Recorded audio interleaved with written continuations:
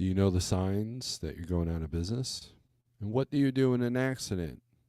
We'll talk about it right after this. Stay tuned.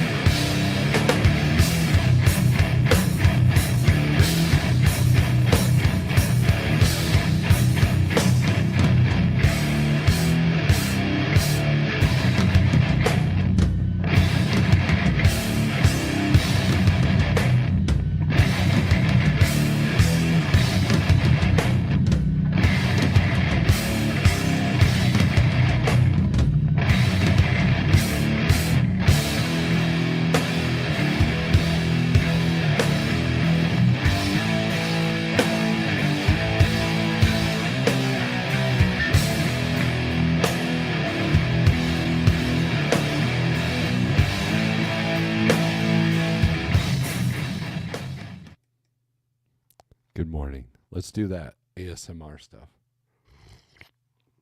Good morning. I hope you have some good coffee in a really cool mug. If not, hey, I don't judge. Good morning. I hope all is well. I have an interesting show for you today. I almost said tonight, but that's not true. I mean, it is dark, but what are you going to do, right? So anyways, I have an interesting show, and here's why. So I was on the phone with Shannon Thomas and Jeffrey Like and a couple other contractors yesterday. And Shannon was like, Steve, you and Jeff need to do a video, the warning signs of when you're going out of business. And I'm like, ain't nobody want to hear that. Now, prove me wrong. Do you guys really want to hear that? I told Shannon, I'm not doing that because no one wants to hear that. No one wants to hear the truth, right? So, and Google likes to go, oh, I hate truth. That's what the internet does, right? And so I'm laughing at myself because I've got my look. I'm weird. I got my own video so I can see the chat. When someone, I think StreamYard does show the GIFs now, but I didn't want to miss anything. Holy crap, that's loud. Let's see. So let's see. Let's see if I can change that. So that's going to get annoying. So let's do settings. And let me take out notifications. Turn off all notifications. Turn off all notifications. That was really loud. I don't know if you guys could have heard that or anything. So, sorry, I'm distracted now. How unprofessional of me. Right? How unprofessional of me. So anyways, hope that'll work. Good morning. I hope all is well. I hope that if you're recovering from the hurricane, I hope you're doing okay. If you are... Look, I get this asked a lot about relief loads, and you got to know someone, and it's got to be worth it. And most of the time, it's not worth it. You might get a good rate. Like right now, they're paying like $3 and $4 and $5 a mile with long miles going into Florida. But just know that you're going to deadhead out, and just know that you may not have the resources you think you'll have. And that's it. Is it worth jeopardizing your whole operation? That's up to you. So simple question, simple answer to a simple question. So the other thing is that dispatch has been pretty frustrating this week. A lot of shippers and receivers are kind of like, I had one truck sit for 24 hours. And we pretty much, that was our best option. There weren't any other options. And a couple of trucks had set themselves up in a bad area. And so we had to deal with that. And that's a skill set that I'm still trying to develop, is how do I get out of a bad area? Because, just like Florida, you're going to take that good money going in, and you got to accept the fact that you're going to take a hit coming out. But you can still look. You can still look for the best option, right? So anyways, so Shannon's not even in here. So make sure you guys share this one out, because here's the thing. I did want to point out that a friend of mine, okay, so here's accident. Here's the accident part of this live feed. So let me get this up on the screen here. Make sure there's no names or places or whatever. And so I only did one picture, right? I only did one picture of this. But a friend of mine gave me permission to use this picture as long as the company name wasn't in there. And I want to talk about this. And it's not like what you think, right? I'm the safety manager here at Like Trucking.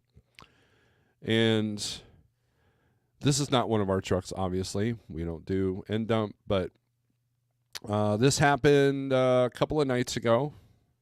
Or a couple of days ago, not a couple of nights, obviously it's daytime. And what had happened was someone turned left in front of him, and he ended up taking out the car and jackknifing the truck, and there's really nothing to do. Luckily, he was only going 35 miles an hour. But here's the part that you need to pay attention to, okay? It was clearly the car's fault, right? Clearly the car's fault. And the car driver's okay, the driver's okay. So, just know that, okay? The first thing the police officer asked him was, "Are you okay, driver?" And he goes, "Yes." And I want to see, before I say this, I want to see in the chat, what do you think the second question was out of that police officer's mouth? Put in the chat what you think. What was the second question that the officer asked the driver? Okay, so now I know there's only 30 people in here because I don't do the drama thing, so no one watches. But can I see your logbook? Those are good guesses. Keep coming. Keep them coming. Logbook. Everybody thinks it's a logbook, right? Keep coming. See if you guys can figure this out, because it's going to surprise you. Have you been taking or drinking drugs?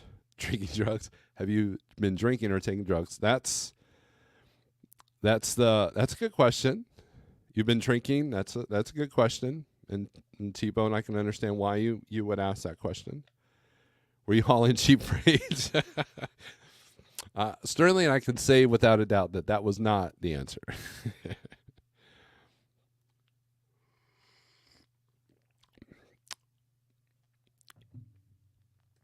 John Brown, you're almost there, right? The second question that he was asked was, were you on your phone watching TikTok or Netflix? That was his second question. And before the driver can answer, he goes, "Now keep in mind, I could subpoena your phone records." That's how quick that went. Are you okay? Okay, good. Were you on your phone using Netflix or TikTok?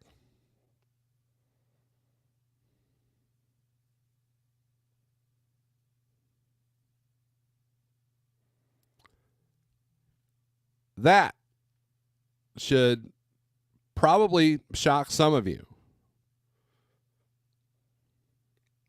Now, those of you who asked about logbooks or said that that question was about logbooks, in the old days, yes, that was the second question. But I had a friend of mine about, 12 years ago. He got in a rollover. So he was coming up Highway 13, and he blew a steer. He got the truck off in the shoulder, and then it just rolled. Like, once he was stopped, the truck just rolled because of the soft shoulder. And there was a state trooper right behind him. And he said, he comes out, he goes, "Hey man, are you okay? You okay?" "Yeah." He goes, "Where's your logbook?" It's right there. We're on e-logs." "Okay, well, let me see your cell phone." And there is a product out there that police have tried to use, but there's a constitutional argument there that they have this scanner that can detect what apps you've been using on your phone at what times. But your records can show that anyway. So if you have so check this out. So if you have a fatality accident, completely not your fault, right? Completely not your fault. And Buck Brown, the reason why he's not in his lane is because he hit the car and the momentum put him in that lane. The car turned left in front of him from that left turning lane. Where you see that other red truck driving, that's where he was at. All right. And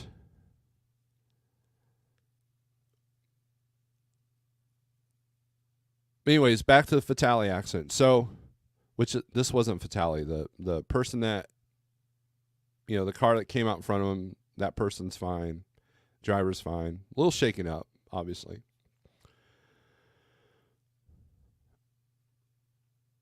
When there is a high injury or high property damage, they're going to get your cell phone records.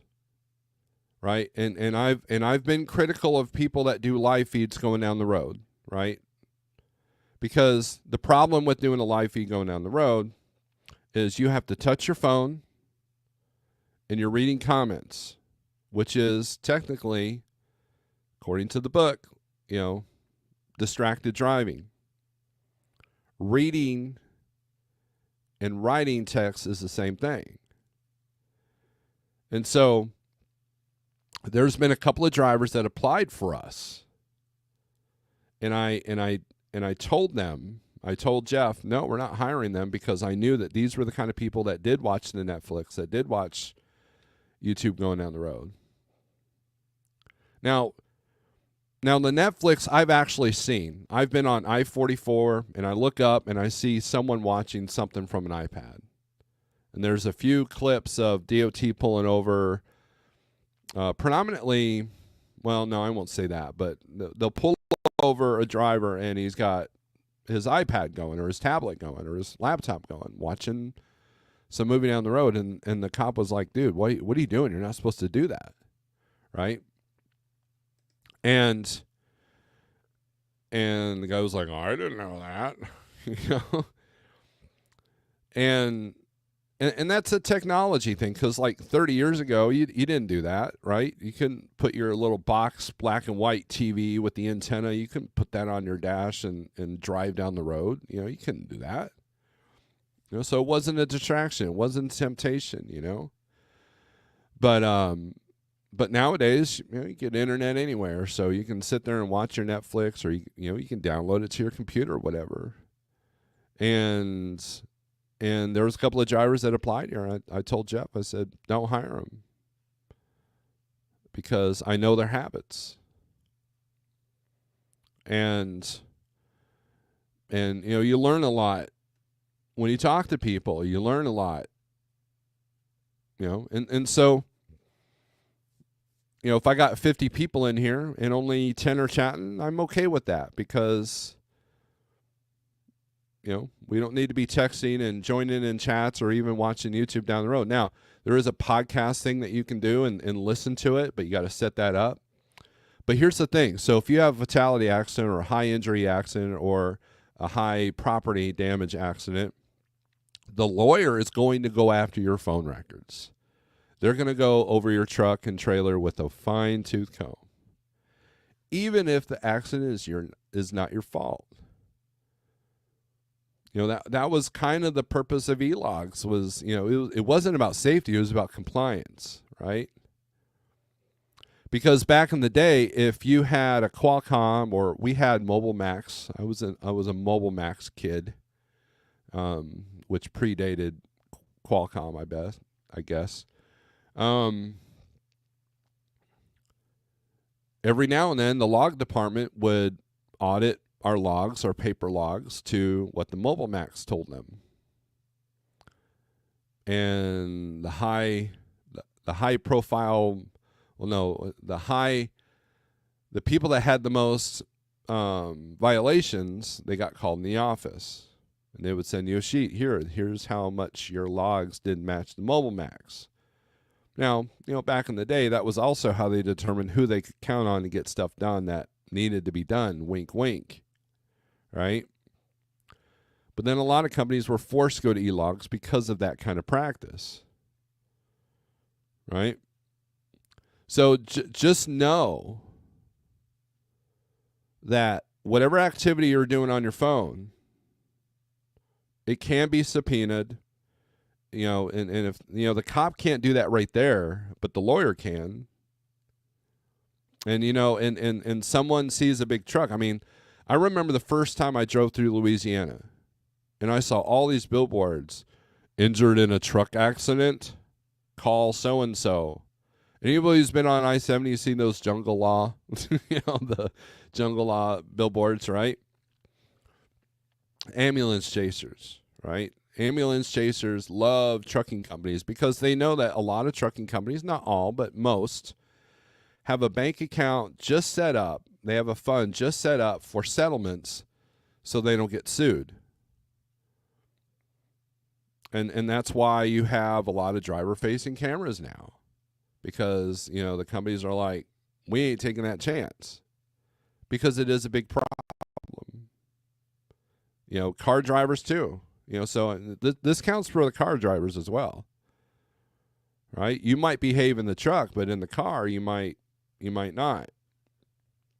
And look, we've all answered a text or an email, at one point or another, but just know that that's the risk that you take, especially watching YouTube going down the road, or Netflix, or, TikTok kind of blows my mind because these are 1-minute videos. So you're constantly having to touch your phone. Well, it just shows you how addictive and horrible TikTok is. But it was interesting that was the second thing that the cop, asked him. So anyways, let's get to the comments and let's remove that and get off here. Then we'll go to, we'll go to other stuff here. So, all right. Pigtail, good morning. Hope you're doing well, my friend. Grafton Word, Greg Zimmer, good morning. I hope you're doing well. I enjoyed our conversation we had the other day. Good morning from somewhere over the rainbow. Well, you're not in Kansas anymore. TK, hey now. Did you guys see that Howard Stern interview with Harris? That's all I got to say about that. Bam. We're live. Good morning, Steve. CDN, good morning to you. Gary Cook, good morning from Atlanta, Georgia. A little chilly this morning. Yeah, we're going to talk about that on the weather stuff here. Already out of business, winning. That'll bring us to our second. I want to read the comments, and then we'll get to the second part of my video. Ian MacArthur, good morning. Hope you're doing well. Monday is Thanksgiving Monday in Canada. If you're delivering into Canada, you will be stuck until Tuesday. That's good to know. I had a truck in Caribou, Maine, because this really killer load that we do landed there. And about 80% of the loads were picking up in Canada on the DAT board and the 123. And it was a bit of a challenge. I had to like kind of finagle the deadhead to get all the Canada loads out, because we do not have Canadian abilities to go in there. Trucking with T-Bone, good morning. Sterling says, T-Bone, how to get out of a bad area? 2 options. Charge as a rounder or don't go into a bad area. Or, number 3, you look at the rates coming out, and if they're, if they can protect the profit of the first one, then you take it, right? Or if you deadhead out, figure out your deadhead, and then add that to your all rate per mile on the first load to see if it's worth it. I did on this channel here, there is a video about me talking about someone wanting to go to Alaska. Now, when I was at Landstar, there were these loads going up to Alaska, paying like $11,000, and somebody's like, oh, wow, that's a lot of money. I'm like, so I did the math, and here's what I did with the math of going up to Alaska. So I did the mileage up to, I think it was going to Fairbanks. I did the mileage up to Fairbanks, and then if you don't get a load back, which is, high probability, you're going to deadhead back to at least Seattle. And so I figured out the fuel, I figured out the mileage, and you were pretty much going to Alaska for about 87 cents a mile at 11,000 or 12,000, whatever that number was. Now, would it be a great experience? Absolutely. Well, depending on what time of year, right? But there's a lot of things to consider. And the person was like, oh, well, that makes a lot of sense. Thank you. Don't let that big number mess with your head. I'd rather do a 20 stopper for 11,000 in the United States and deal with coming out of, Caribou, Maine or Miami, Florida or something like that than to deal with Alaska. Now, I would love to truck to Alaska in somebody else's truck. Not my dime, but that would be fun. But alas, I don't have the papers you need to go into or through Canada. So T-Bone says, Sterling, Buck Brown says, I had to pop in and see an end-up accident, didn't I? Sorry about that, Buck. Logbook. Okay, so that was the guessing.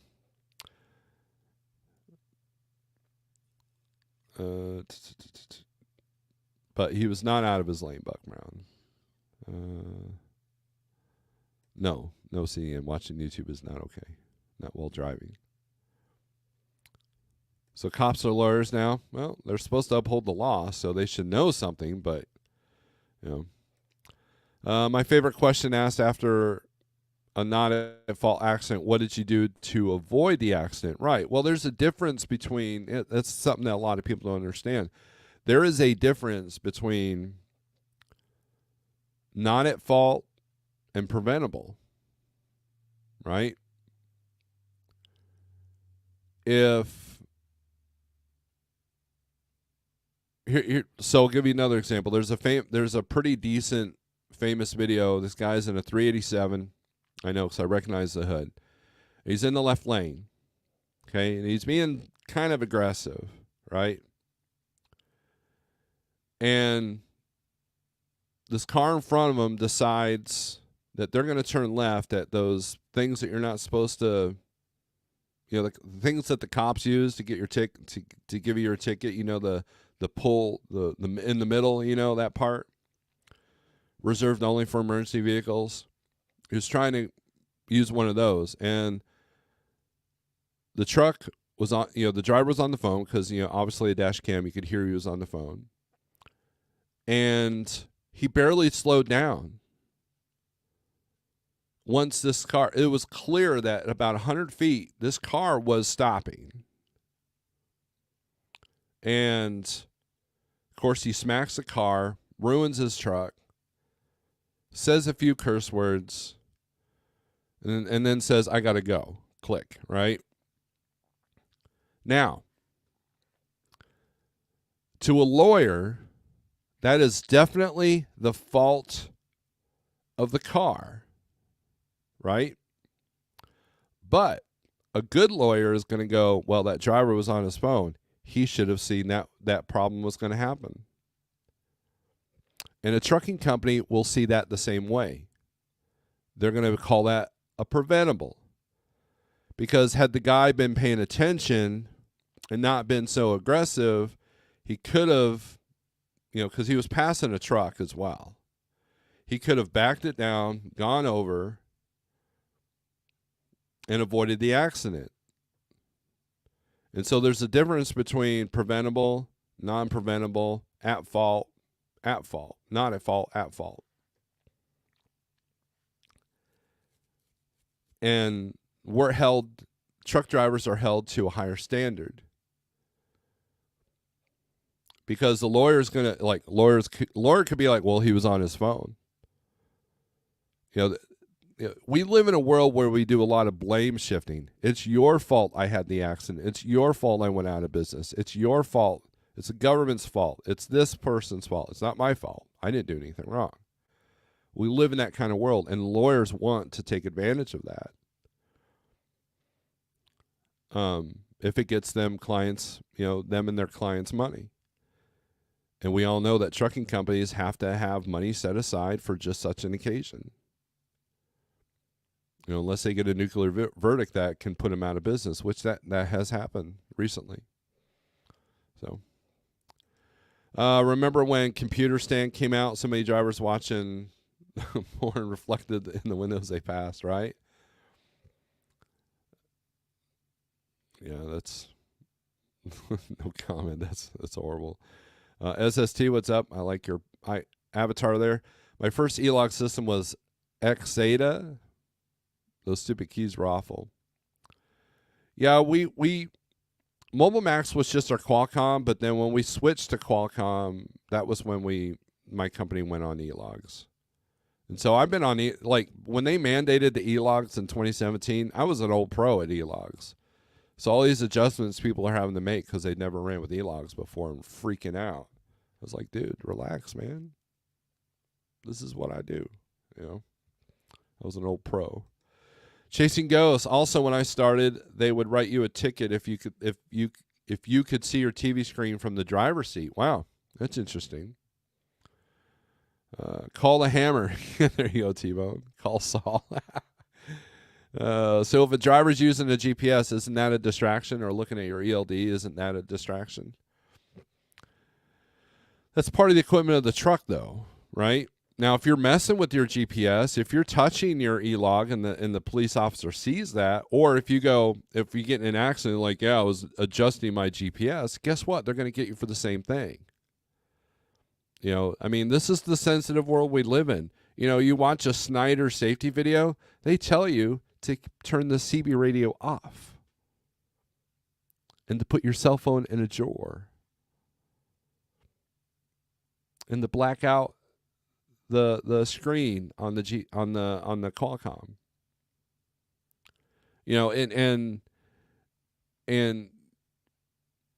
Look, there are states that if you're caught with a coffee in your hand going down the road and you're like, hey, cop, what's up, man? You're drinking your coffee. Guess what? They can get you for that. I think Maryland's like that. Anything can be a distraction. It could be your phone. It could be your computer. It could be your coffee. It could be that sandwich that you're probably shouldn't be eating at 4 a.m. It could be a cat in the cab that gets spooked and gets in your way. It could be anything. And the cell phone makes it easy to it's hard to prove the coffee. It's hard to prove the sandwich. Well, I guess the coffee or sandwich would be all over you, but it's pretty easy to prove that you were distracted driving. And so going back to your question, Gary, so let's say that you get in an accident and your Google Maps was going, right? If that's all it's showing, then there could be some arguments there. Because you're using a product that's for navigation, right? DIY Semi, greetings, he says. Truck with T-Bone, morning DIY. Buck Brown, stressing out about driver-facing cameras could also be a just considered distraction. Absolutely, it can. Look, I'm on Sterling's side when it comes to this driver-facing camera. I wouldn't want that. And so this whole, what if like trucking goes out or Jeff tells me to F off one day or whatever, and I go back to a truck, guess what? I'm not choosing a truck with the driver-facing camera. You know, I know I've read stories of Amazon van drivers, like, you know, ones that deliver your packages. They have to keep two hands on the steering wheel at most times. They can't even, like, it's a point if you pick up your coffee. And the AI thing that the cameras have now will pick up on that. And that's a little bit of overkill. But there's a reason why they've gone that direction, because of what drivers are doing. And so I don't like the privacy thing. You know, that's the thing I hate. I would hate about driver-facing cameras. And I know a company that implemented driver-facing cameras, and they lost 10 drivers right off the bat. So they said, oops, probably shouldn't do that. Because at some point, you're a professional, right? And Sterling's argument is, look, I'm a professional. I've been doing this a long time. Why do I need to be, like, stared at and judged for every little thing that I'm doing? And that's overkill. It's like we go from one side to the other.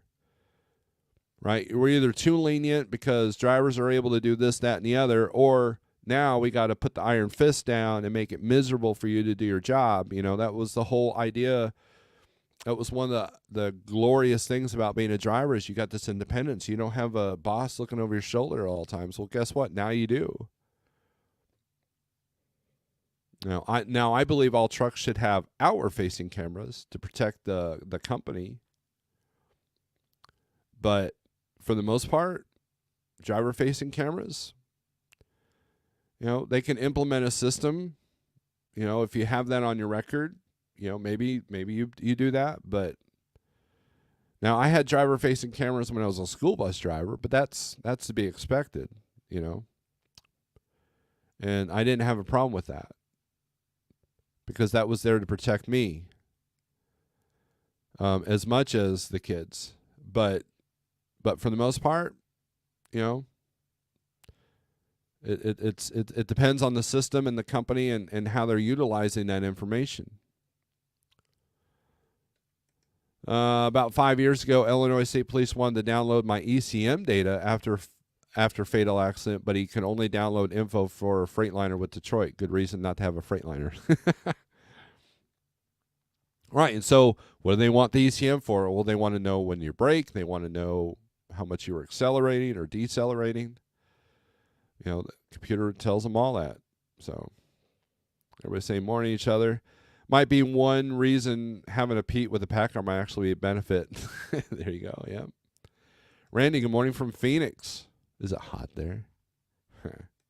Alaska loads are a bucket list item, not a profit load. There you go. That's how I look at it. So if you go to Alaska, I hope you don't break down. That's the other thing. That's why I would do it in somebody else's truck, not my own. Book trip to Alaska, sell truck when you get there. There you go. Heading to Salt Lake City, 5 picks, 7 drops. Oh, that's a little one. 5 picks. Wow, that must be fun. Percentage of guilt over civil court. That's the other thing. You may be found not guilty of whatever in the accident, but the civil court might say, well, you still owe so-and-so 20 grand because you're on your phone, right? Or 40 grand or $1 million, right? TC Box, make sure you're using hands-free then. It's not illegal to speak on the phone, just against company policy. That is, you know, you're absolutely right, TC Box. If you missed the beginning, we're talking about cell phone usage, because that was what the cop asked a friend of mine that was in an accident, if they were watching Netflix or TikTok. And those two specific things. And he goes, why those two specific things? There's a lot of distractions on the phone. He goes, well, those are the two we're seeing the most. That's what the cop told him. So, billboard lawyers are looking for that go-away money. Yes? Yep. When a commercial motor vehicle is involved in an accident, isn't a drug and alcohol test required? Yes. Regardless of fault. No average car driver consider us professional until they get the lawyers involved, right? I know. Look, I'm not agreeing with the system. I'm just saying this is the system that we're in. So you got to be careful, right? Your company hiring? Is your company hiring? Also, we cannot simultaneously be professional while also classified as unskilled labor not protected by the Department of Labor. Well, that's a different argument for a different day. But, I agree with that, but, they always use the term professional. Like if I go out and do a gig, am I a professional musician? No. Even though, did I get paid and for playing music? Yeah, but do I consider myself a professional? No. But, the word professional seems to be a word that's thrown around like he's a professional. He should be doing this. Well, as a professional, I should know, certain aspects of the music industry, but I don't. So I don't consider myself a professional. Ghost Cat, is your company hiring? Like trucking is taking on contractors if you have your own truck right? So we can supply a trailer. In cases where the Class 1 driver is at fault, does ELD or ECM show drivers' average driving speeds for the past few months? If so, slow down on the regular, no hard brakes. History shows the trend. Absolutely they can. They can go far back as they want. So you could be a messy eater that changes clothes once a week. Not uncommon, to be honest. Dutch, that's funny.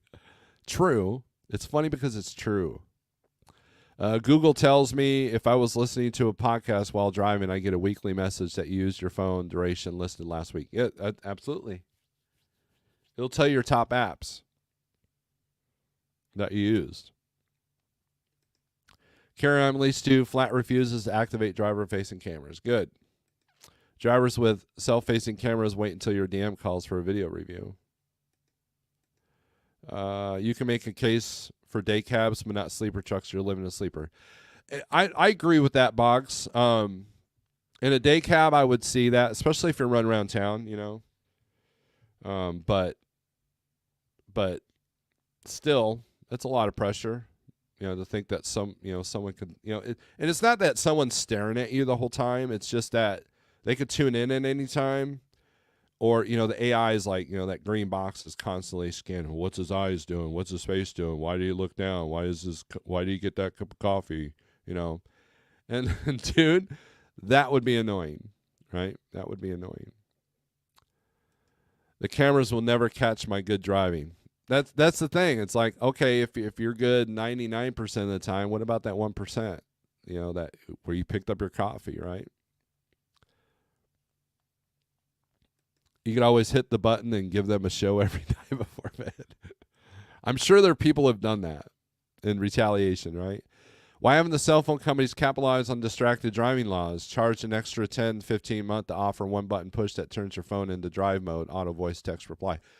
A lot of phones like Spotify, a lot of apps like Spotify and GPS have car modes. Like you can set it, and then you can also set your teenagers' phones that if they're in movement, it won't text or anything else. So, that technology is already there. But, David Edwards, morning kids. I hope you are blessed with favor. Android has a feature with modern cars. Haven't seen it capable with big rigs, right? Your phone can't be used. It's locked. When you turn off drive mode, you get a screen summary of missed messages, phone calls. That's already on the phone. You can do that. How come you don't ever hear the white Volvo Mafia involved in lawsuits after accidents? Those guys are always on their phones with their foot on the dash. That is true. The world is an unfair place. Lady committed. The ECM is the black box on the truck. All right, so second thing. Oh, let me... Sterling, thank you for the super chat. I appreciate that. Thank you for the $2. Jerome, member for 18 months. Thank you. That's crazy. I'm going to have to be very careful on my phone. All right, so let's go to the second phase of this video about signs that you're going out of business. Okay? Shannon Thomas and I were talking yesterday amongst, we had like 3 or 4 of us on a conference call. And she goes, Steve, you need to do a video of the top things that you need to look for if you're going out of business. And I told her, well, no one wants that kind of truth. And I listed about 100 examples, probably a little bit more angrily than she's used to hearing my voice, because it's a sore spot with me. And the reason being is because we've all, myself included, have ignored the warning signs. And I think that deep down inside, most people see the warning signs, but they refuse to accept them. Right? And there's a difference between, look, if you shut your doors because it's just not worth it to you, that's not failure. Right? If you are wiped out, bankruptcy, and they foreclose on your house and everything, that's a pretty catastrophic failure, but you can learn from it, right? And I agree with Shannon. There were probably warning signs before you get to that point. And so the classic answers are, if you're using your credit cards to pay bills, okay,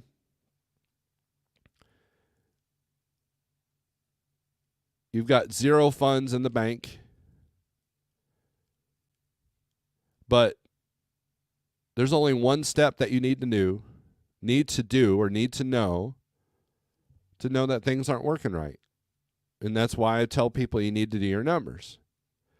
If you don't do your numbers, you don't know how well or how bad you're doing. Because you can think you're doing well, not realizing that you're losing 10% profit margin every month because of the rates, because of the truck, because of the cost. It doesn't matter, right? If you're late on your truck payment by a couple of months, that's a sign that things aren't working. And I'm going to use that instead of going out of business. It's a sign that things aren't working the way you're doing it. Because Greg Zimmer, he's in here. He made an adjustment to his business, and now he's doing well. He was doing well before, but when there were some struggles going on, he switched, and he's doing well now. Still has struggles, still has costs, but he was able to turn the ship around, so to speak. If you're off course, you want to know that you're off course. You don't just go out in the ocean and I hope I'm heading west, So, I mean, you got to know when you're on course, right? And knowing your numbers is the first step. Because let's say you do your numbers like, holy crap, I'm losing 20%. What am I doing wrong? Well, now you know you're doing something wrong. Or something's not sustainable. I had a broker call me yesterday. There's one brokerage that calls me, and their agents are stepping over each other. Like that office must be a cutthroat office, because we're assigned a rep for this brokerage, and there are constantly other agents trying to steal the company from the other agents. And I kid you not. So I was online. I was wheeling and dealing on one load from this particular brokerage. And no, it's not CH. No, it's not any of the big ones. It's a smaller brokerage, but they do have an online platform. And so I'm texting my dude, with the Google chat, and I'm like, hey man, I'm trying to get X amount for this load. Now, I was in any port in a storm mode because of what the driver needed. He had a very urgent matter he had to get home for.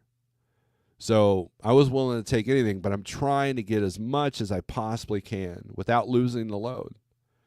And so when you're at the any port in a storm mode, as I call it, you don't want to lose that one load that checks all the boxes for over $50 or $100, but it was heading that direction. So as I'm trying to wheel and deal with this dude, a second person calls, hey, you got any trucks in the Michigan area? I'm like, no. Well, is there anything else you need covered? Absolutely. Yeah. As a matter of fact, can you get me this amount? Oh, man, let me see what I can do. And then while that guy's talking to his rep and the first guy has already been talking to the rep, a third guy calls. And he's like, hey, is there anything, do you have any trucks in Iowa? No. Is there anything I can help you out with? Yeah. What can you do on this load? Now, now TQL is funny. This wasn't TQL either, but TQL was funny.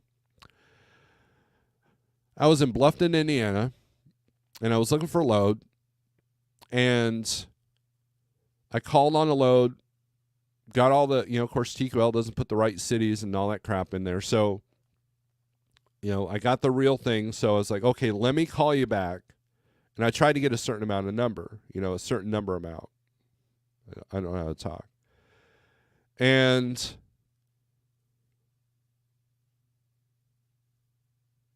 I do my math. I'm like, okay, well, that's actually going to work. And then I call back, and I get a different person. And I had already negotiated a rate with this first agent. Well, the second agent, I call him like, hey, can you do X amount? Like, yeah, I think I can do that. And I got $100 more just from switching, a different agent. So I was trying to work that angle a little bit, right? And so I booked the load for about $100 less than I was truly wanting. But it fit all the boxes. The driver's on his way home to deal with his major event, and and we're good, right? And I don't use that as leverage. I don't sit there and tell the broker, hey, I'm not, this driver's desperate to get home. You need to pay me.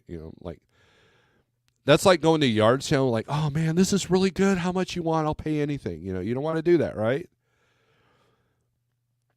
And I did use the line, hey, the volumes out of this area are pretty good. So, that's my leverage, right? And still, they barely budged. But anyways, booked the load. They're on it. They've picked up the load. And then I get a call from a fourth or fifth guy at this point. I've lost count. Hey, man, I'm with so-and-so logistics, and I'm just trying to figure out why you guys aren't using us as much as you were. You guys used to do a lot of loads for us. And I'm sitting there like, yeah, that was me. And for some reason, you guys have dropped off. And so I told him, I said, well, I had a conversation with one of your people, and he told me that you guys were bidding real low to these shippers. And guess what? You guys have a lot of rates that aren't unsustainable. And he goes, well, what is a sustainable rate? So I gave him the numbers of what the average rate per mile cost on 2,500 miles, I gave him all that information. He was like, wow, I had no idea. And I think this guy was a trainee. They tell him to make cold calls to try to get these carriers that have strayed, to come back, whatever. I said, dude, you guys' rates, most of the loads I deal with you is because you're the only option I have out of that area. And because I have a good repertoire with the original contact that you guys keep stepping on.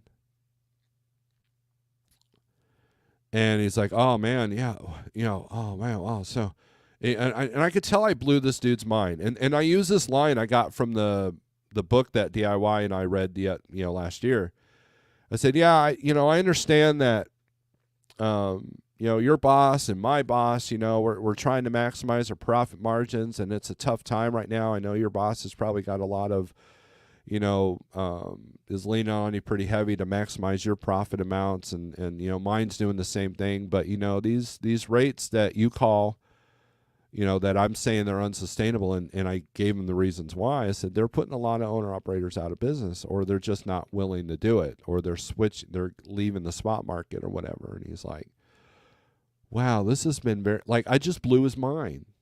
And I think part of it was the way I was talking to him, but also what I was telling him. It's like, this guy as a broker has to learn a lot, right? And I was glad to do it. And we'll see if I get 5 of their dudes to call me today. So, but anyways,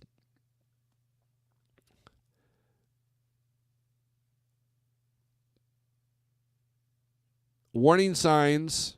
I guarantee you that if you're using credit cards to pay bills, which I've been guilty of, look, most of this is from experience, not because I read some book or watched some YouTube channel. Okay?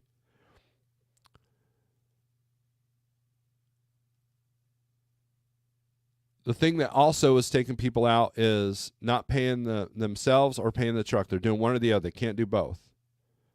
But here's the thing. If you know your numbers, you can know that you're not able to do both. And then you need to recognize that you're not paying both. And guess what? You have to figure out why. Being homeless, that's a good sign. You know, if you're getting kicked out of your place of residence, that's a good sign that you're not doing well. And you could sit there and say, well, you know, I blew my turbo, and then I blew my compressor, and then the one box went out, whatever, all at the same time. So it maxed out my credit cards. I didn't have that kind of money saved back, and now I might lose my truck. Okay, well, that's not your. I won't say that's your fault. I mean, that's a ton of crap happening at once. But see, that's not science. That's just a punch in the face right off the bat. And so if you decide to buy a truck again, you know that potential for that catastrophic event can happen. And you have to be prepared for, well, how do you prepare for that? Well, you know, truck with a warranty or full maintenance lease or, you know, or something of that nature, right?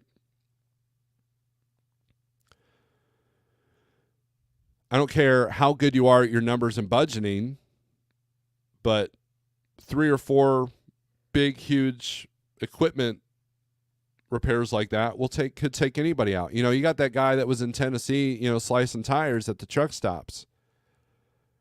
I mean, on one truck, you can you can literally put an owner-operator out of business by flattening all their tires. You know, and it could be something that you don't, you know, something like that you don't foresee, or maybe your trailer's, you know, stolen, or the freight is stolen. So now you have a freight claim. And, you know, it could be something beyond your control. Insurance is, some of it's within your control, some of it's not. So some people, their second or third year, they get this huge renewal fee, and they're like, holy crap, that'll put somebody out of business. So I'm not talking about things like that. I'm talking about the little signs, and that's what Shannon was the little signs. You know, and it all starts with knowing your numbers. It's as simple as that. There's no signs. There's signs that you maybe should be looking at your numbers. You know, and that's it. You know, and if you're only going by your deposit slips, as I've had a couple of drivers tell me, and your bank account's empty, well, that should be a sign that, you know what, things aren't working, but you need to know how and why, right?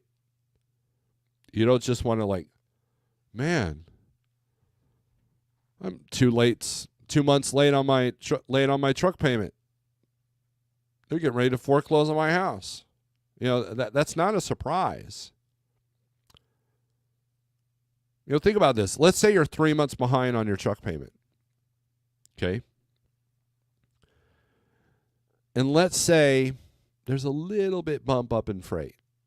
Let's say 20%. Is that 20% going to rescue your operation that quickly enough that they don't repo your truck? And so when you see these things slipping and you're still not doing your numbers, then you don't want to be helped. And that might offend some people, but that's true. Right? You don't want to be helped. Or you're refusing the truth. Well, maybe you got to go out and run more. Like people ask me, Steve, what would I be doing if I was still running my truck? And guess what? With the things that, you know, a few drivers and I have set up here, I'd be on that stuff. I would be way outside of my comfort zone and doing the things that aren't on any of these load boards.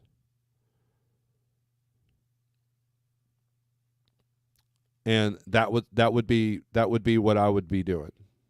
That is what I would be doing. And, you know, because that's what this market needs right now. You need to know your numbers, and you need to know So you know what to adjust. You know, if you're only averaging X amount per mile or X amount per day, well, what could you be doing different? Maybe it's the way you run. Maybe it's the way you schedule. Maybe it's the way you utilize your clock. Maybe it's the time that you run. You know, if you're running predominantly night shift on the spot market, there's going to be a day where you're going to lose a daily revenue.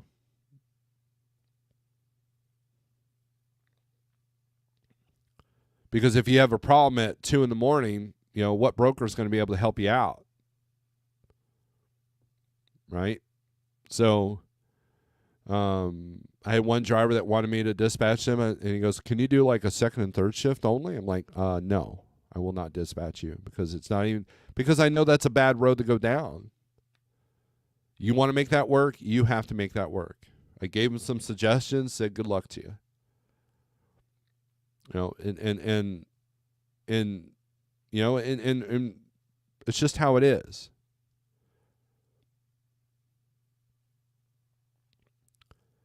Now, if you're coming into the spot market now, as long as you know your numbers, this is the best time to come in because now you're learning, you know, baptism by fire. And if you can make your numbers work in these conditions, then when things go on the other side, you'll be good to go. As long as you don't get complacent and change your ways, which I've been guilty of. Totally guilty of that. So.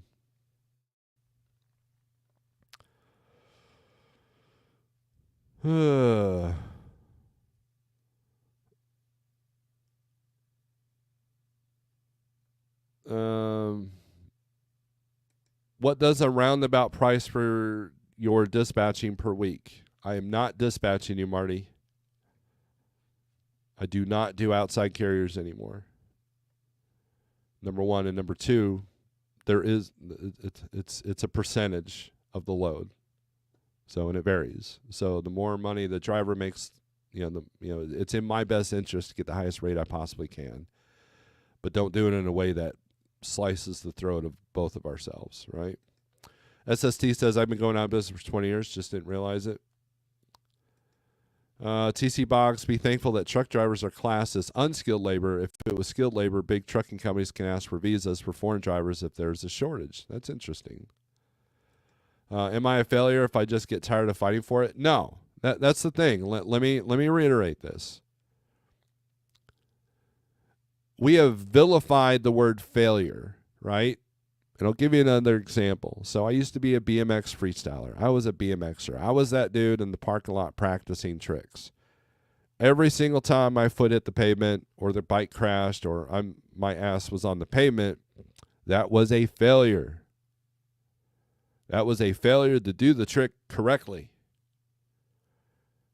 But how did I learn to do the trick correctly? By failing a bunch of times, right?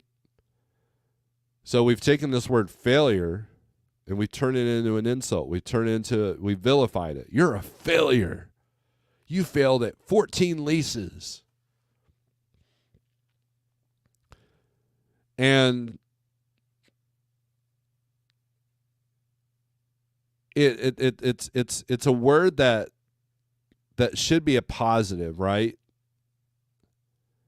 Now, if you failed at your business and lost your house, that's a pretty tough failure to stomach. But it can be such a great learning experience as well, right? And I know a lot of people that have decided to sell their trucks or get out of the spot market simply because they just didn't have the fight in them anymore, because they did the fighting, they did the dedication, they did the sacrifice. And so I'm not quick to say that person's a failure because I don't judge like that. It's that simple, right? And sometimes, you just want to collect the check and be done with your day. And then other times you want to be in control. It's more of a control thing, right? A lot of owner-operators that I know, lease operators, they want to be the control. It's a control factor. I want to control where I go. I want to control the decisions, And I get that. But there's with that kind of control and freedom, it comes at a cost. And sometimes that cost can be too high. And so I can relate to that. Like Gary Cook says, bankruptcy is a way to a fresh start. And it can be, but you have to learn from your mistakes. And that's the thing.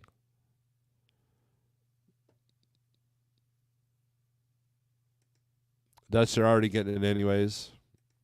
100% no debt, but just tired, right?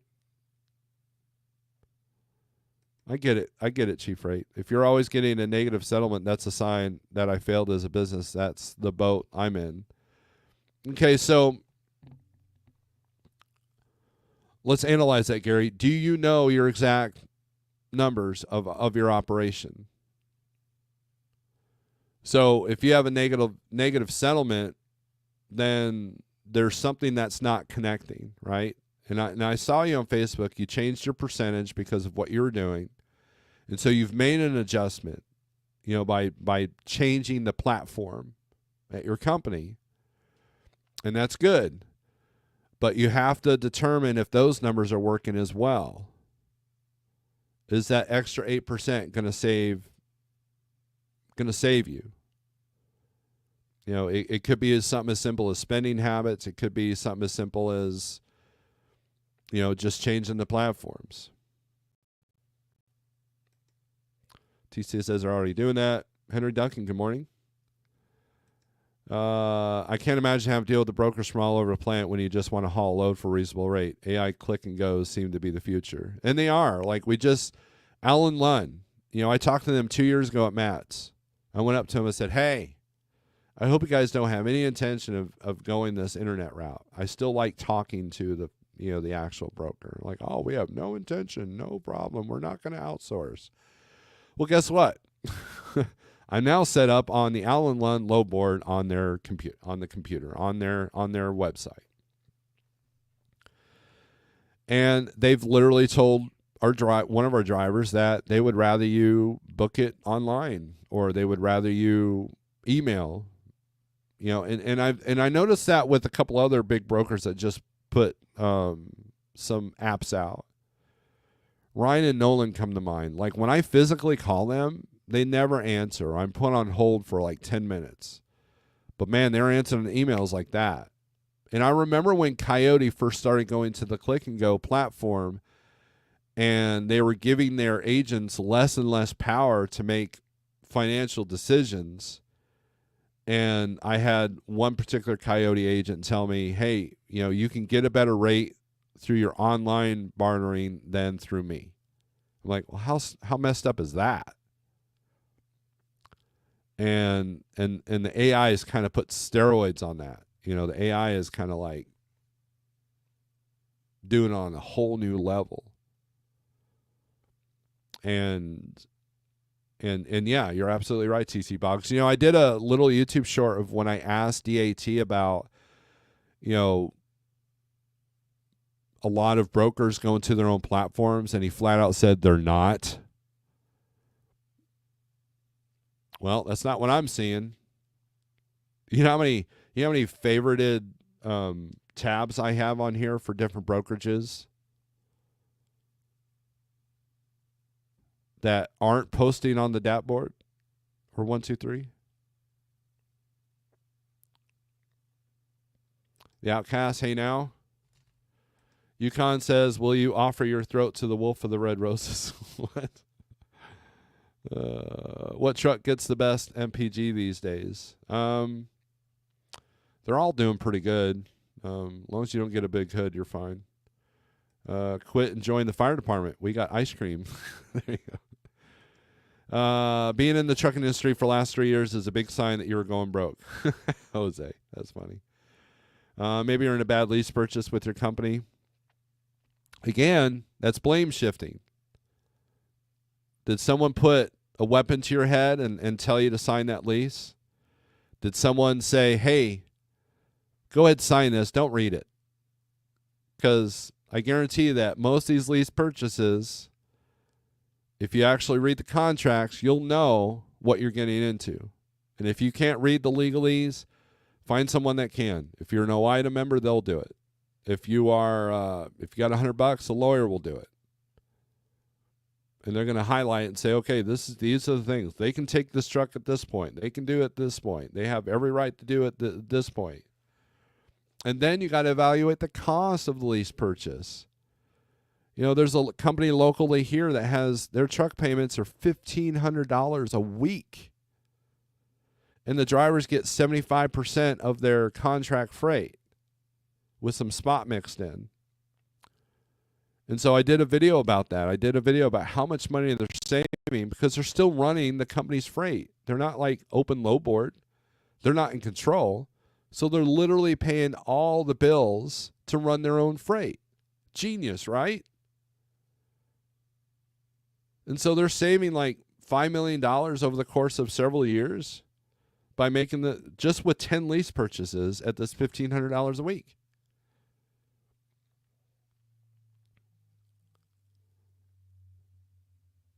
Now, if you know the cost up front and you actually read the contract, there should be nobody in a bad lease. Now, that was one of the good things about Schneider. Schneider had an 18th month or a 12-month lease. And you're like, you know, we have a driver here, you know, Steve Berger, that did that. And once he figured out that he liked the system and he can make it work, but he's got to lower the costs, he didn't get into another Schneider finance truck. He got his own.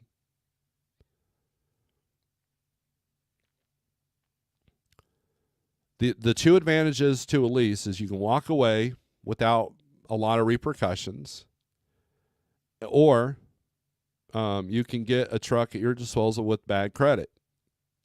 But see, like Schneider, they still check your credit. They still want to know what they're getting into. And then, and I was talking about this yesterday too. You always hear these stories of people pushing people out of or starving them out of a lease, right? Oh, my truck was almost paid off and they starved me out of the lease. Well, guess what? If they have any inclination, if they have any sense that you're going to give that truck up, or they look at your numbers and realize, man, this guy ain't going to make it. We need to get that truck ASAP. That's what happens. You know, worst thing that you abandon the truck and you trash in the inside, that's a detail job and they've got money in the bank for that and boom, off to another driver. But I don't have any sympathy for people that get into bad leases if they don't read their contracts. Because there's not a weapon to your head to sign a contract. Now, if the contract looks good and they still do something dirty, well, then that's where you get a lawyer involved. But see, the leases are so high that you probably can't afford a lawyer to get involved. You know, it's funny. A friend of mine that got a Schneider finance truck, I was in his truck checking it out, and we looked at his Qualcomm, and it still had conversations from the last driver that was threatening to take Schneider to court. I'm like, well, good luck with that, because if you couldn't afford these truck payments and you're claiming Schneider's the reason why you went out of business, you're not going to afford a lawyer. You know, there's probably some in the office that read that like, check this out, and it became like a meme inside the office. So that's something you have to take in consideration. You know?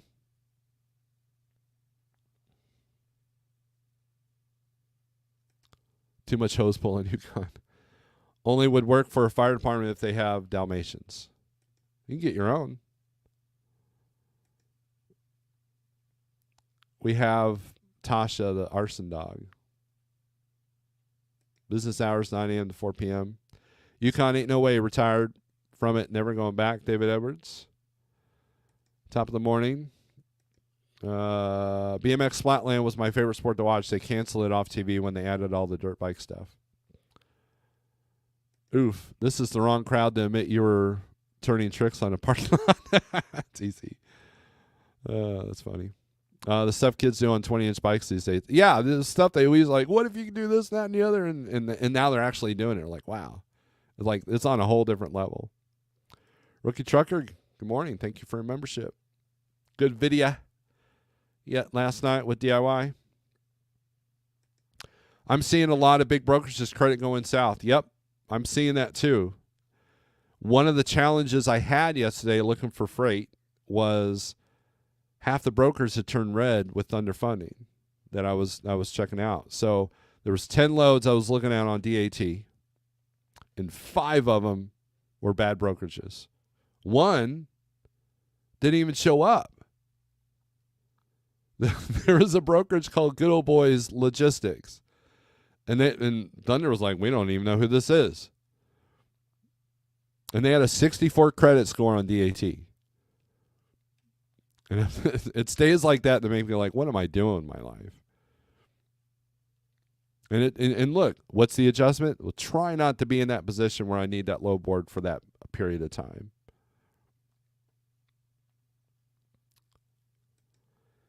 Have you ever been blacklisted or red listed? Yeah, it happens all the time. Not me personally, but you know, Go Highway and Carrier 411 are doing a lot of damage to a lot of good carriers right now.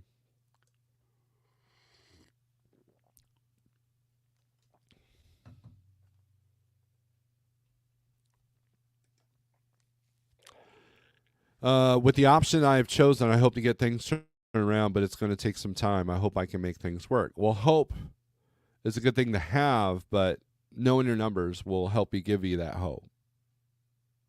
Or it can keep you from doing something that's maybe further damage.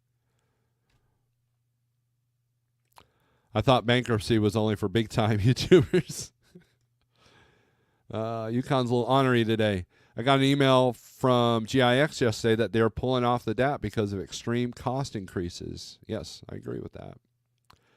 Trigger warning, says Sage. Click and go freight apps allow less time talking to the driver and more time talking to the customer. It's great. No, that's why they're switching to it. That and the data mining that they can do. Yeah, the rookie trucker is doing well. Congrats on everything. Yes. Check out DIY Semi's video last night interviewing the rookie trucker and his fancy new Mac. So I missed part of it. They said they were making fun of me, but yeah, whatever. I missed that part, but I was in there for the last, I think, 20 minutes. So, all right. Speaking of freight, let's take a look. Let's take a look at the boring part of the video. So let's do the screen here. First of all, weather-wise, pretty quiet. You got some frost and freeze warnings up in the Northeast, Ohio, Pennsylvania, New York, and West Virginia. A little bit of Virginia. Some high winds just west of there. Some high winds out in the Midwest, Kansas, Nebraska. Imagine that. I believe there was a section of I-80 closed recently on, between Laramie and Rollins, of course. So there's that. But otherwise, pretty quiet. No hurricanes or tornado action going on. Oh, and then the red flags. Watch out for falling red flags there in Michigan. That's what that is. So, all righty. Let's look at load availability. I already read that comment. Let's see. Let's do vans. And it is Friday.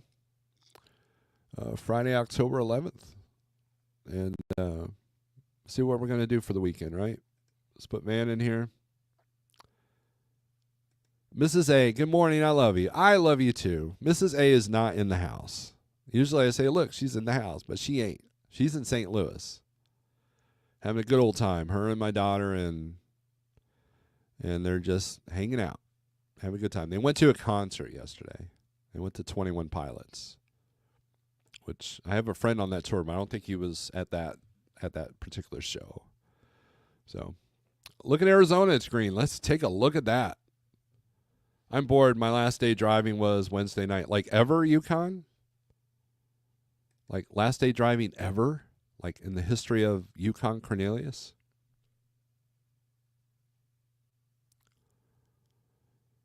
Chief Rate says, is it too late to go west this year? I don't carry chains, and I'm from the south, so I don't know how to drive in snow.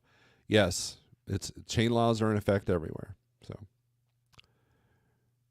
you can get to Denver, and that's it. You can't go west of Denver.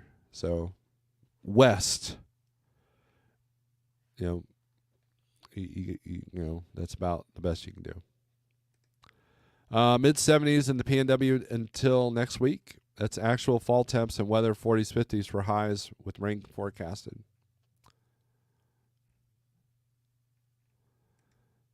Say it too much, Yukon. The powers that be might send you down south. Monday, October 14th is Columbus Day. Is it? Well, I'll be. So the banks ain't going to be open. You know, it seems like this time of year, Jeff gets a lot of calls. Hey, how come my settlement hasn't been banked? Well, the banks are closed. Oh, so there's that. How is it that you've been going for an hour and only 17 people have hit the like button? I don't know, because I'm unlikable. I'm unlikable. So Atlanta, as far as I should go. West, yes. Oh, man. Making me laugh. $1.03 a mile to go from Arizona to California. We all know that that's a backhaul lane. So let's do the highest rate. Let's see what the highest paying stuff out of Arizona is doing. $4,700 to go to Miami, which did not get hit by the hurricane, so you should be okay. As long as you have plenty of fuel before you hit the Big Bend there.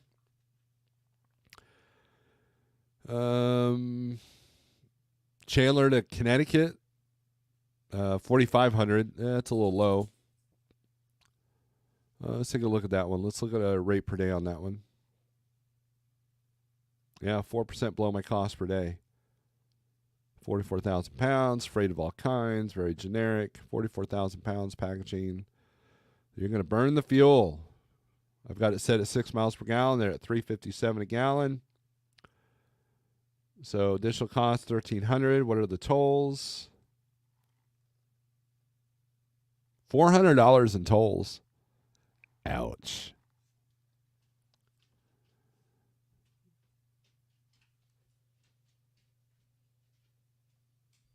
Sorry, my dog was doing something weird. I had to go check it out. The dog is, Mrs. A, the dog misses you. He's very sad. He walked in the bedroom and was like, why is the bed empty? So there's that. So I hope you feel proud of yourself.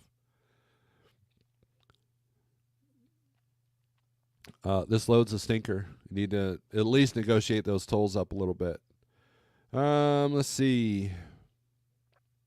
A lot of stuff going to Daresville. Here's Hattiesburg, Kingman to Hattiesburg. Let's take a look at this one. Three grand. Picks up at noon today. Delivers Monday at 1. Might be a bit of a challenge to get out of Hattiesburg at 2 or 3 o'clock Monday afternoon. 15,000 pounds. So you're going to save on fuel. See, this is above my cost per day. So I would actually profit from this load than the bigger load that was paying. So you guys can't get mesmerized by that big number. And the rate per mile is the same way. So if we go to rate per mile, you can't be mesmerized by, okay, let's check this out. $2.64 a mile. Well, $17.50. That's actually a pretty good rate. Let's do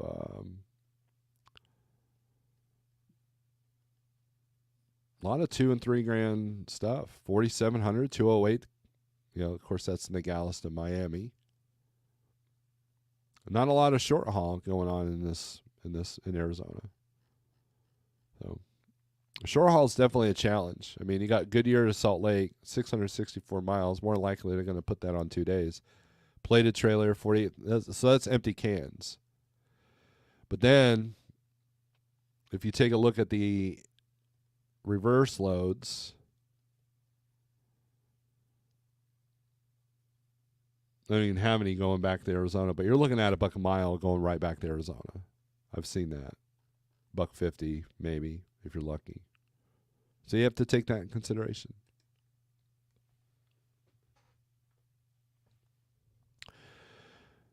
Let's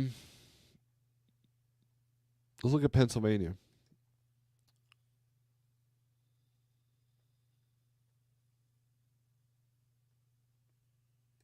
Yukon says, we have a crew that went down south with our ATV and drone. Well, good morning, Hero. Kind of chill this morning. Thomas Wilson, good to see you.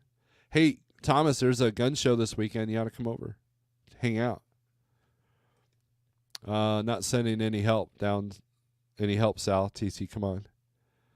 I'm leaving Atlanta this morning, going back to South Georgia. Oh, fine. Don't visit me. See how you are. Yeah, you're done driving completely. Wow. Good on you, Yukon. No, I've not listened to it. I listened to part of it, but then I got interrupted. So I will do that after this live feed if my phone doesn't ring. Yes, $400 in tolls on that Connecticut load. How's the kitten doing? He's doing great. His YouTube shorts do well for me. You know, they're not like millions of views or anything like that, but he's getting big. He's like, we noticeably watch him grow. Like we noticed that like from 3 weeks ago, he's not as tiny. No FEMA loads on there. FEMA loads are, you got to know how to look for them, right? So here's what you can do. So let's do Florida, right? So we go to Florida and we go inbound. And we'll sort this by highest rate.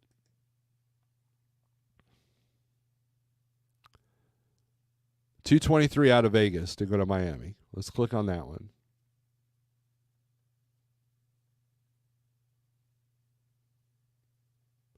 Driver will load, unload. So who knows what the product is. 5,700 pounds. But see, they're not going to call us FEMA. See, here's the thing. There are brokerages that have that freight in the bag. There are carriers that have that freight in the bag, right? The old days of hurricanes influencing the spot market or injecting money into the spot market, those are, that was one of the things I was yelling at Shannon about yesterday. You might get lucky and get one or two loads down there, but then unless you're getting round trip money, it's just going to be another day coming out, right? Now,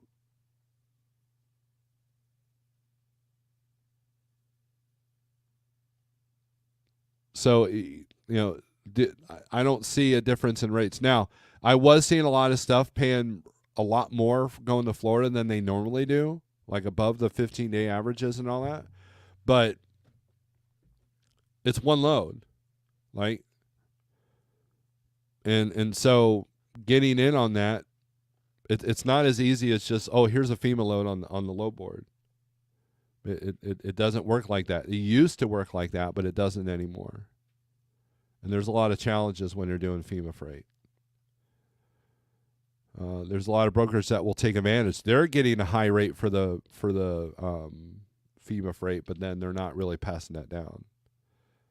So, currently in Sumter, South Carolina, dropping my 7th of 7 stops, going back home to run a chainsaw. Yeah. Oh, Rowan. Hi, Rowan. FEMA has to have money to pay for the relief loans. Where's the chickens? No chickens yet. Oh, well, the big red one's behind me, behind the wall. Then the little one's somewhere by the CD player.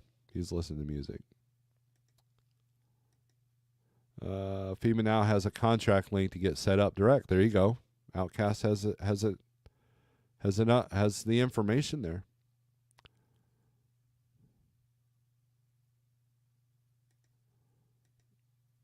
Yes, Outcast, they only set up during a certain time of year. Are there any solo owner operators that pull direct for FEMA? That's a good question. Outcast, FEMA Tender Service Program, FEMA STOWS program, is the primary way that FEMA obtains transportation services from pre-approved private sector transportation service providers, TSPs. There you go. There should be very few loads on the board. FEMA has contract with certain companies 15 years ago. FEMA has warehouses spread out to stop the high dollar charges. There you go. I've been saying that. Like, not to those exact words, but look, when we were getting high rates because of a hurricane, they're like, we got to not do that anymore. When we got insane killer rates because of the COVID shortages, they're like, we got to make sure we don't do that anymore. Right? And so why would FEMA be any different? So that's something to consider. So, Mrs. A, I'm off to get my shower so we can check out in time. We'll keep you posted what we do next. All right, cool. Thank you. Love you. All right. So let's look at reefer here.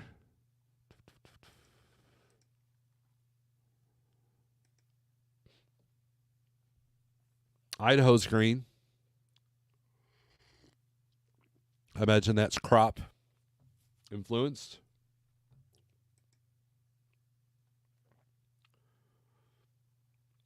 Highest paying load overall rate is $4,600 going from Nampa to Irving, Texas. Paying decent going to Texas.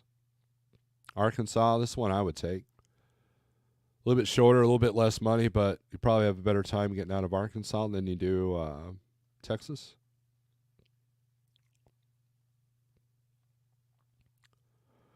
Pre-cool. That means it's probably fresh. No, maybe not. Let's read that. Let's read. $100 per day fine if you're not tracking. Trailer doors must have round or flat bolts. I've never seen that on the notes. Of course, I don't.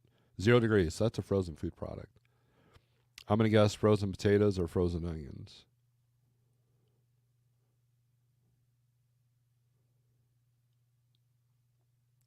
Of course, they're paying less if you're going to a better area.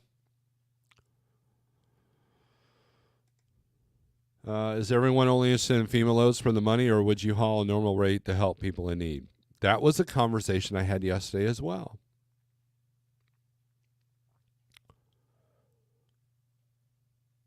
Look, it's kind of sickening when I see drivers kind of salivating. Oh, man, there's a hurricane coming. I can really capitalize on this. I get it. We need to make money. You need to protect yourself if you're going to do relief stuff. But at the same time, where's your heart at? Where's your soul at? Not everything can be about money. So, all righty. Let's look at flatbed and step deck. All southeast, of course. This is a broken record. Northwest is doing good. So let's go to power only. Let's see if we can see some of these power only FEMA loads. Okay.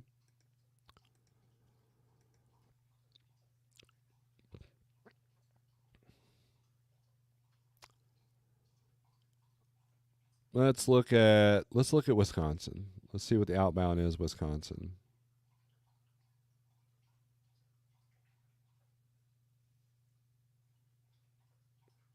Those look like loadout trailers. So we go to highest rate per mile. You guys hear my dog drinking water? That's funny. So I would say that none of these are FEMA loads. It's all 80, 50 cents a mile. These are loadout trailers. One-way trailers obviously are. But 917 Smith, I've never seen that broker before. Let's see what this is.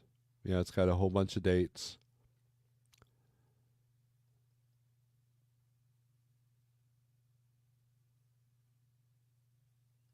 Got the measurements of the trailer.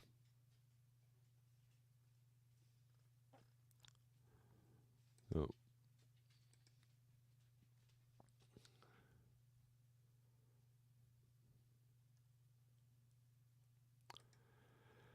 If the rates were better, Chief Freight, people would have the luxury of generosity. When you've been on the financial ropes for 2 years, you'll grab what you can get. That's true. That's true, TC Boggs. I understand that. Ozark Empire Fair, where's what the gun show is? Yep, it's an RK show, so it's a good one, right? Damn, that's inviting. Let me see if the wife will let me go. I'm going to check Delta. If you show up, I'll go with you. We'll go both days. Gotta let dog out. Hold on.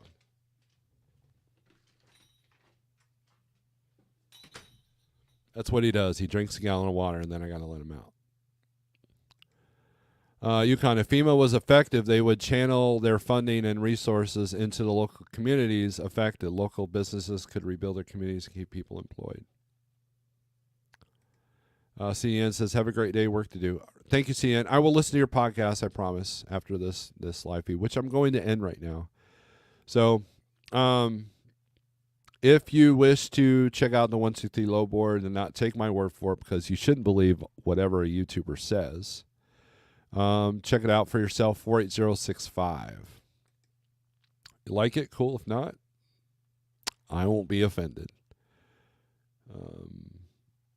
TC Box says FEMA would work just fine without the incompetent in charge and the corruption. I agree with that. There were loads paying in my area paying $31.25 an hour to sit, but they fueled your truck and fed you. Yeah, I mean, and you don't know how long you're going to sit, you know. And that's how they did it during Katrina. So, but anyways, let me get rid of this. Strength for today, over tomorrow. I hope you guys if you're working this weekend, I hope you're profitable, or I hope you're at least, happy doing what you're doing. Know your numbers so you can figure out where things are going wrong before they even happen. And hopefully we'll see you Monday. Maybe not. Monday might be a challenge because of Columbus Day. So we'll see. We'll see how many brokers take off. But I appreciate every single person that's given me a thumbs up and a thumbs down, because, if you hate this video, hit the thumbs down twice. Show me a lesson. Teach me a lesson, right? And I appreciate my memberships and these super chats. So with that being said, strength for today, hope for tomorrow, and Yukon knows where this reference comes from. Aggression turns the screws. Peace.